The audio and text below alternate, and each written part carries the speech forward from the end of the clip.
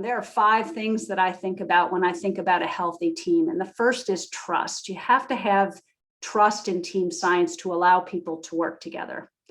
The second is really good communication and the ability of everyone to comfortably offer their voice and have open, honest discussion. The third is kind of commitment to team instead of commitment to self. And what I mean by that is that when you're in a team, there's often this dialogue, this open dialogue, and there may be different approaches, but those different approaches in the end are resolved. And so having a commitment to whatever the resolution, the final decision after a healthy discussion or debate is, that commitment to that final decision is important to move the team forward. The fourth is accountability, probably the one that people think of the most. We've all had an experience in high school or college where we were assigned to be on a team and only one person did the work. Accountability is that commitment to having a role, playing that role, and doing the work of that role. And then the fifth one is focusing on the results of the team over the results of the individual. I think when you have those 5 components together, that you can actually have a very healthy dialogue, debate, and then come up with results that are very, very high quality scientific work. And so I think making sure everyone who's in the team is invested and who believes in the final goal, right? So if different people think differently or not equally passionate about the project or whatever the goal is, that team's not going to work well.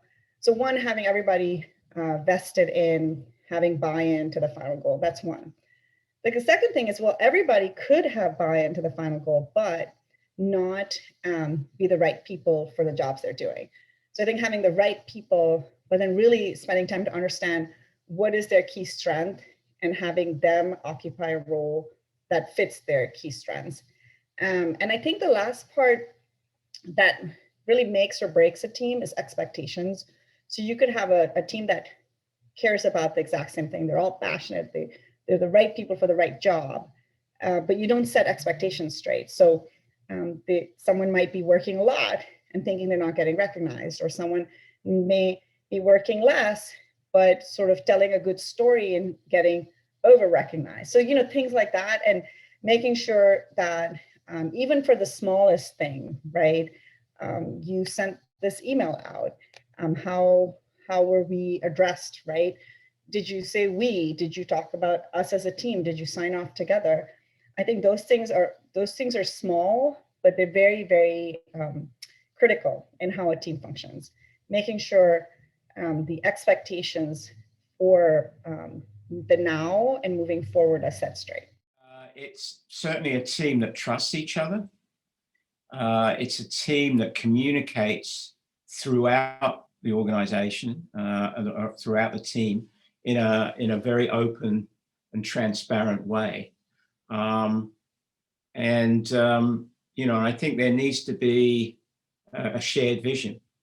And that vision might initially come from one person, but the team won't function very well if over a period of time, the other members of that team don't share and actually contribute to building and increasing and amplifying that vision, so that you generate excitement throughout and the more excitement you generate, the more effective they're going to be.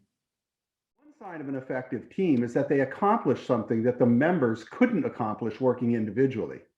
Beyond that, there's a lot of variability in what makes teams successful in different contexts.